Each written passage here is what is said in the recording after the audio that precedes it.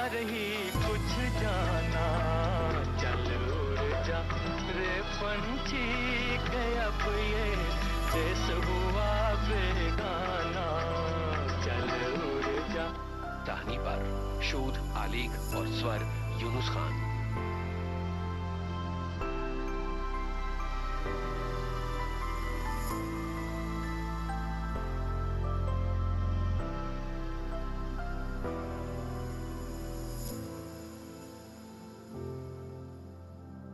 ये बल्ला साहनी की अंतिम यात्रा की तस्वीरें हैं जो आपने शायद कभी नहीं देखी हो। मैंने बड़ी ही मुश्किल से इन्हें ढूंढा है और कलर करके आपको दिखाने की कोशिश की है, और उसमें जो लिखा हुआ है वो भी आपको पढ़कर सुनाने की कोशिश करूँगी। ये बल्ला साहनी के फ्रेंड्स के लिए बहुत ही शानदार तोहफा है। तो चलिए शुरू करते हैं। सम्मी, नरगिस, नंदा और नंदा के पीछे वहीदा रहमान और पूर्णिमा, और उनके बगल में हमें कृष्णा राज कपूर दिख रही हैं। इकराम से पहले ली गई अगली तस्वीर में अजय साहनी को सांत्वना देते हुए दिलीप कुमार, कबीर बेदी और रणधीर कपूर है। आपको बता दें कि परिस्थित साहनी का असली नाम अजय साहनी था। अब यहाँ पे लिखा हुआ है शोकाकल श्रीमती तोष साहनी बाईं ओर उनके आवास पर उनके पार्थिव शरीर पर गिरते हुए। जब उनका निधन हो गया था तो उनके बेटे अजय साहनी ने कहा था कि उनकी अंतिम इच्छा के अनुसार लाल झंडे के साथ उनका पार्थिव शरीर दिखाई दे रहा है। अगली तस्वीर में ये यहाँ पे लिखा हुआ था। ये पत्नी के लिए कहा गया था, अपने पति के पार्थिव शरीर पर थी। बल्ला साहनी जुहू में लेटे हुए अंतिम संस्कार के लिए ले जाने वाले थे। ये तब की तस्वीर है। यहाँ पे यही लिखा हुआ था। यहाँ पे लिखा हुआ है अंतिम संस्कार के जुलूस में फिल्म जगत की हस्तियाँ और आम लोग शामिल थे जो बलराज से विशेष स्नेह रखते थे। और यह जुलूस विले पाले शमशान घाट की ओर बढ़ रहा था। यहाँ भी वही लिखा हुआ है, आम लोगों की भीड़ जिनके मन में बलराज के प्रति विशेष स्नेह था विले पाले के आश्रम की ओर जाती है। यहाँ पे लिखा हुआ है चित्र में बल्ला साहनी के पार्थिव शरीर को ले जा रही है। पे लिखा हुआ पढ़ना थोड़ा मुश्किल है। यहाँ पे लिखा हुआ है महिलाएं तरला बलराज की बेटी दाहिनी ओर। यहाँ पे लिखा हुआ है के अब्बास बाएं चित्र में बल्ला साहनी के सबसे करीबी दोस्तों में से एक शमशान घाट पर अंतिम संस्कार भाषण देते हुए। अब्बास के बगल में उनके अंतिम संस्कार की प्रतीक्षा में दिवंगत अभिनेता का एक और करीबी दोस्त बॉम्बे प्रदेश कांग्रेस कमेटी के अध्यक्ष रजनी पटेल मौजूद है। नीचे सजी हुई अर्थी दिखाई दे रही है। यहाँ पे लिखा हुआ है राजेल पटेल और बल्ला साहनी के छोटे भाई अंतिम दर्शन करते हुए रो पड़े हैं। जहाँ शव को अंतिम संस्कार के लिए रखा गया है। चिंता करने में रामानंद सागर, वैजेंद्र भाटिया, पीछे हमें जितेंद्र दिख रहे हैं। बल्ला साहनी के सबसे बड़े बेटे और हम प्रसन्न शामिल है जो अपने पिता के अंतिम संस्कार में अग्नि दे रहे हैं। तस्वीर पीडी जिगलब।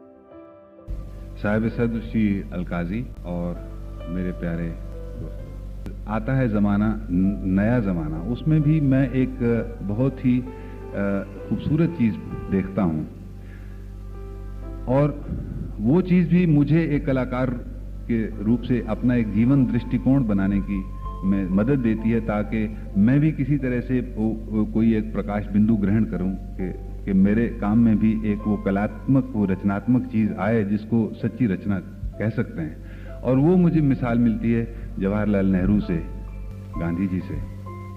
तो यहाँ भी एक अजीब बात मैं ये नहीं देखता हूँ उनके जीवन की। जवाहरलाल नेहरू जब विलायत से पढ़ के आए, आप जानते हैं, बड़े ऊंचे किस्म के अंग्रेजी, जहाँ पे वाइसरॉय और बड़े बड़े लॉर्ड्स के लड़के लड़कियाँ पढ़ते थे, वहाँ से पढ़ के आए, पूर्ण रूप से अंग्रेज बन के आए। और आज़ादी की लगन थी, तो जितने भी इनकलाबी विचारधाराएं यूरोप की थीं वो अपने साथ लेकर आए। मार्क्सवाद के बारे में उन्होंने कहा है कि मार्क्सवाद का उनके जीवन के ऊपर अपनी आत्मकथा में उन्होंने लिखा है कि बहुत गहरा प्रभाव लेके आए। इसी तरह से मैजीनी, गैरिबाल्डी और भी जितनी जो थी, वो कभी ये सोच नहीं सकते थे कि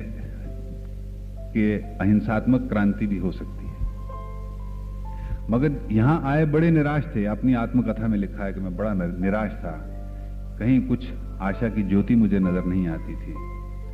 आतंकवाद था, कुछ इस तरह से ग्रुप्स थे, मगर जनता की उनको अकस्मात गांधी जी को उन्होंने देखा कि ये शख्स जो उनकी जितनी भी सिद्धांत थे वो गांधी जी के सिद्धांतों से नहीं मिलते थे।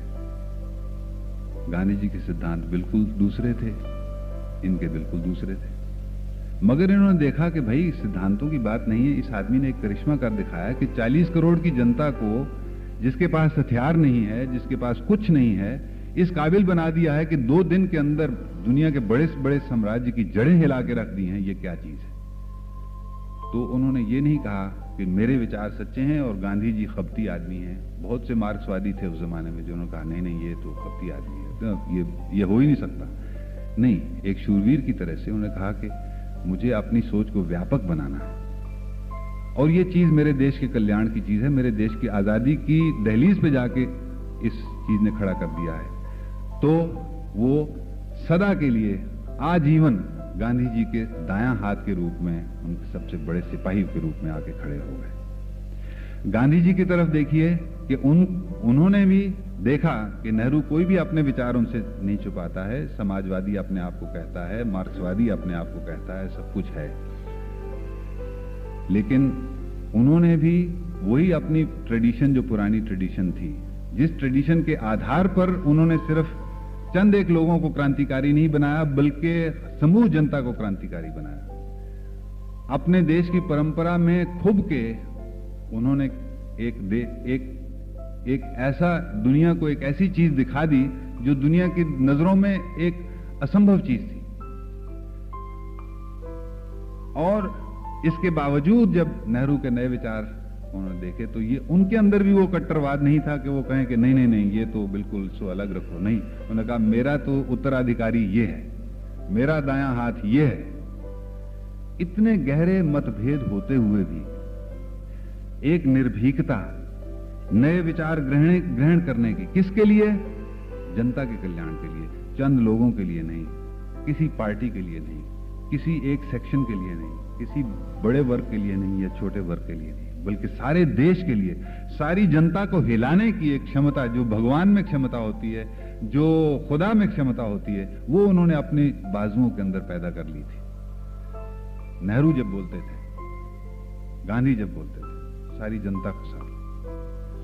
तो मैं समझता हूं कि वही निर्भीकता, वही अपने देश की पुरानी परंपरा को ग्रहण करने की एक ताकत, बहादुरी से दुनिया के हर विचार को देखने की क्षमता, बहादुरी से दुनिया की किस तरफ जा रही है, हर तरह से अपनी जनता को, अपने देश को, सारे संसार को, जैसे नेहरू ने देखा, वो काबिलियत जब हम अपने अंदर पैदा करेंगे, और वो काबिलियत जिसका सबसे पहला, सबसे मूल, जिसकी शर्त है कि डिस्कवरी ऑफ इंडिया, जो नेहरू का अपना आदर्श था। गांधी जी का आदर्श था discovery of truth, experiments in truth. Nehru का डिस्कवरी ऑफ माय कंट्री। क्यों है कि गांधी जी अपने देश को जानते हैं, ये आदमी जानता है, इससे मुझे कुछ सीखना है, मुझे भी अपने देश को जानना और पहचानना चाहिए। वो क्षमता, वो उदारता, वो सजीवता, वो कलात्मकता, वो एक रचयिता बनने की उमंग जब हमारे इस रंगमंच के क्षेत्र में भी पैदा होगी, जो हमारे फिल्म के क्षेत्र में भी पैदा होगी, तो हमारे कलाकारों को भी रचयिता बना देगी, हमारे संचालकों को भी, हमारे प्रचालकों को भी, लड़कों को भी, लड़कियों को भी, हमारे नई पौध को एक जीवन दृष्टिकोण देगी, हमारे देश के लिए, हमारी जनता के लिए कल्याणकारी होगी। मैं इतनी अच्छी और यानी अक्लमंदी के साथ सुलझी हुई हिंदी ज़बान नहीं बोल पाऊँगा, मुझे माफ़ कीजिए जाए। मेरी मादरी ज़बान पंजाबी है और काम करता हूँ फिल्मों में, जहाँ पे बड़ी उल्टी सीधी सी ज़बान इस्तेमाल होती है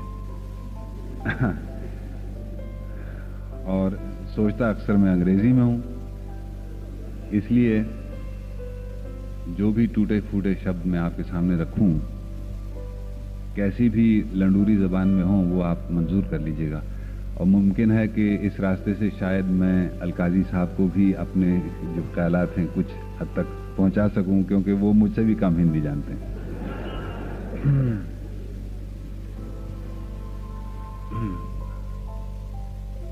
वैसे तो मुझे यहाँ पे अपनी सिर्फ शर्मिंदगी जाहिर करनी चाहिए, क्योंकि जिस तरह से मुझसे पहले जो साहब अपने विचार प्रकट कर रहे थे, जैसे उन्होंने बताया कि मिसाल दी थी शंकर जयकिशन साहब की और पृथ्वीराज जी को किन किन मुश्किलों का सामना करना पड़ा, मेरी भी गिनती कुछ इस प्रकार की लोगों में होती है जो स्टेज पर आए, स्टेज का फायदा उठाया और फिर फिल्मी दुनिया में गायब हो गए जाके। पृथ्वीराज जी के अलावा यहाँ पे अलकाज़ी मौजूद हैं, शंभू मित्रा हैं, तृप्ति हैं। अपने सामने मैं श्री चंद्रवदन मेहता को देखता हूँ, नेमी साहब को देखता हूँ, अपने राजेंद्र रघुवंशी को देखता हूँ, और इन सब के सामने खड़े होने में मुझे बेइंतहा शर्मिंदगी महसूस होती है। किसी ज़माने में मैं इनके साथ मिलकर नाटक में शरीक हुआ करता था और अब मैं उस दुनिया से बहुत दूर भागा हुआ हूँ। लालच बहुत बुरी चीज़ है, लेकिन इसके साथ साथ मुझे एक थोड़ा सा संतोष ज़रूर है कि जो भावनाएं और जो शिक्षाएं अपने दोस्तों और साथियों से इस रंगमंच की दुनिया से मैंने हासिल की, वो हर हालत में भी, हालांकि उन चीज़ों को भुलाने की बहुत गुंजाइश थी, मगर फिर भी एक ये रंगमंच की दुनिया एक ऐसी दुनिया है कि उन चीज़ों को मैं भुला नहीं पाया। और मेरे ख्याल में पृथ्वीराज जी भी नहीं भुला पाए, और शंभूदा और तृप्ति, ये सब लोग जो फिल्मों में भी काम करते हैं और नाटक में भी काम करते हैं, वो इस बात के शाहिद हैं, गवाह हैं कि जो चीज़, जो अनमोल रतन इंसान इस नाटक की दुनिया से ग्रहण करता है, वो हमेशा के लिए अपनी ज़िंदगी का एक ज़ख़ीरा बन जाते हैं, ख़जाना बन जाते हैं। मुझे, जैसा कि मैंने अर्ज़ किया कि स्टेज की दुनिया से बहुत दूर जा चुका हूँ, इसलिए एक निर्देशक या प्रचालक के रूप में मैं कुछ भी कहने के लिए काबिलियत नहीं रखता हूँ। लेकिन यहाँ खड़े खड़े जो चंद एक ख्याल मेरे मन में उठते हैं, मैं आपके सामने ज़रूर रखूँगा, क्योंकि आपने एक सजावट के तौर पे ही सही मुझे यहाँ पे लाके खड़ा कर दिया है।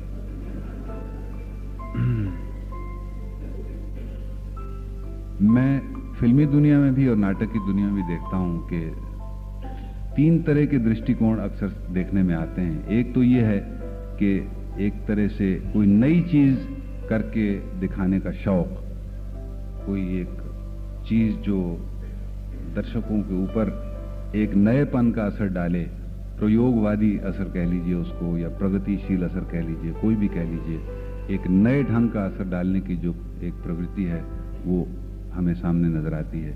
दूसरी है कि किसी न किसी तरीके से मनोरंजन किया जाए, मनोरंजन की प्रवृत्ति है, जिस साधन से भी हो मनोरंजन किया जाए, यही एक सामने एक समझिए आदर्श कह लीजिए या लक्ष्य कह लीजिए।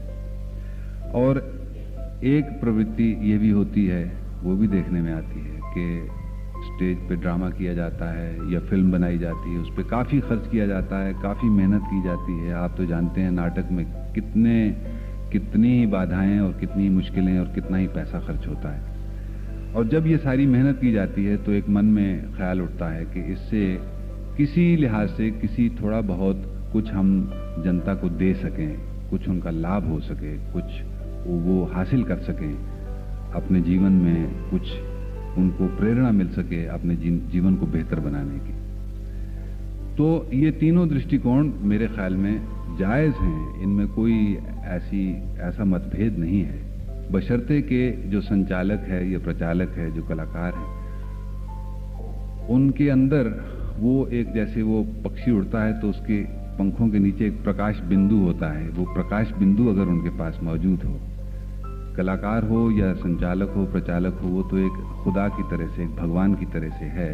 भगवान रचना, महान रचयिता जिसको कहते हैं, अगर वो रचनाशीलता है, अगर वो स्पंद है, अगर वो चीज़ उसके अंदर मौजूद, प्रकाश बिंदु मौजूद है, तो वो जो चीज़ भी पेश करेगा उसके अंदर वो इतना उसको प्रभावशाली बना देगा, इतना सुंदर बना देगा, इतना कलात्मक बना देगा कि वो खामखा जाके, चाहे वो कोई बहुत ऊंची स्तर का दर्शक हो, चाहे नीची स्तर का दर्शक हो, कोई भी हो, समान रूप से कोई ना कोई प्रभाव उसके ऊपर जरूर डाले। यहाँ आप जानते हैं, ये पवित्र बंगाल की धरती नाटक में हमारे सारे देश में शिरोमणि स्थान ग्रहण कर चुकी है, और बड़ी ही बड़े दावे से कहा जा सकता है कि यहाँ के कलाकार, यहाँ के जो नाटक यहाँ पेश किए जाते हैं, मेरे ख्याल में संसार भर के सर्वोत्तम नाटकों के साथ बड़ी शान से वो कंधा मिला सकते हैं, और बहुत ही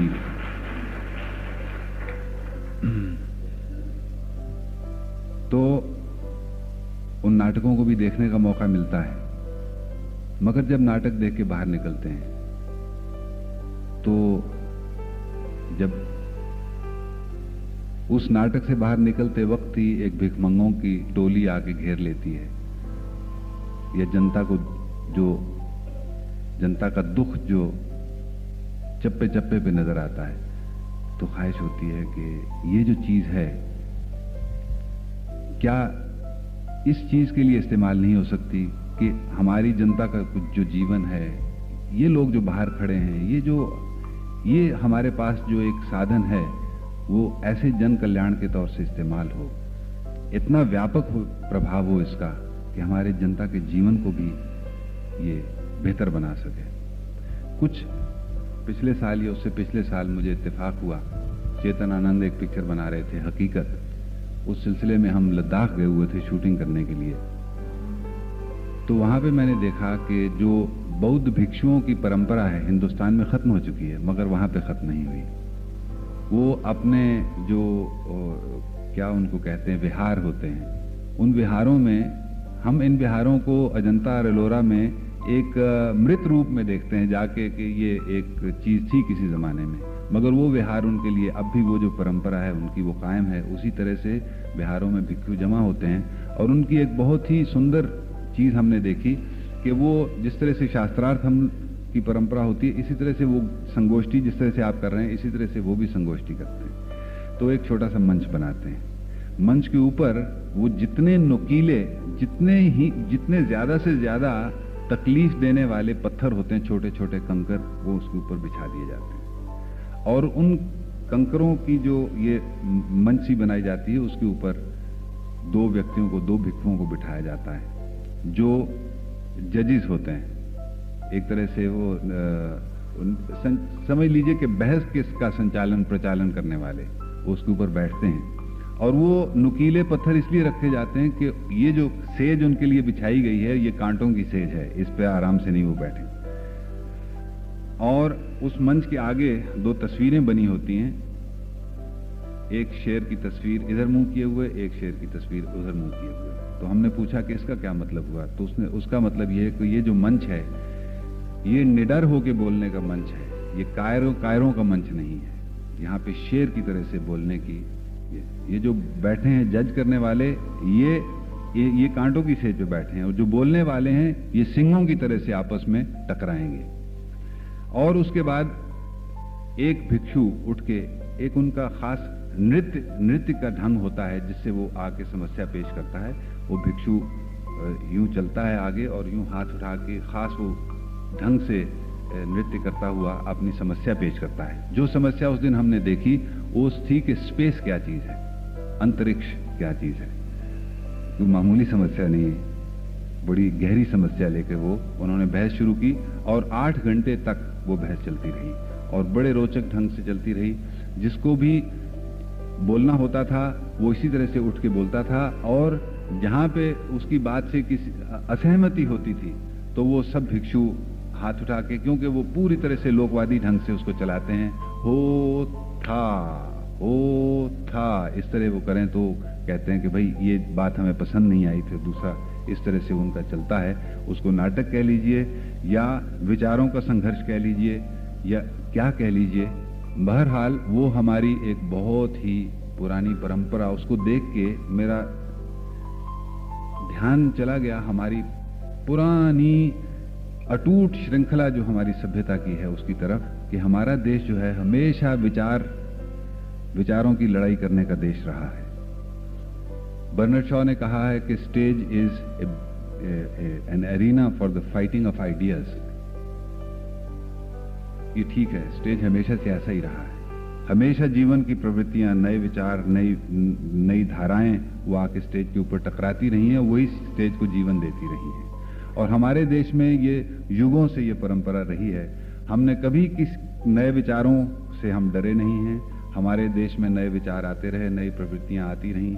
जब भी वो दोस्ती के ढंग से आईं, हमने उन पर सोचा, उनके जो अच्छे अंश थे कबूल किए, हमने अपनी जो सभ्यता थी उसका उनको अंग बना लिया और हम आगे चले।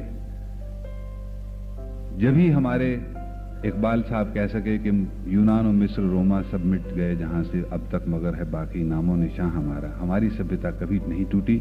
यूनान की टूटी, मिस्र की टूटी, रोम की टूटी, मगर हमारी जो प्राचीन सभ्यता है वो इसी तरह से चलती आई, क्योंकि हमने नए विचारों से हम कभी डरे नहीं। हमारे देश में चरवाक मुनि आज से 2000 बरस पहले हुए, जिन्होंने पूर्ण रूप से अपने आप को नास्तिक कहा। भगवान बुद्ध भी अपने आप को नास्तिक कहते रहे, मगर हमने उनको अवतार का दर्जा दिया। हमारे सभ्यता में इस्लाम के विचार भी आए, सूफी विचार आए, हर तरह के विचार आते चले गए। मित्र भाव से आए, हमने ग्रहण किया। जो दुश्मन बन के आया, हम उससे उसी वीरता के साथ लड़े। हमने अब कभी अपना माथा नहीं झुकाया। मगर जो नए विचारों से हमने कभी दुश्मनी नहीं की।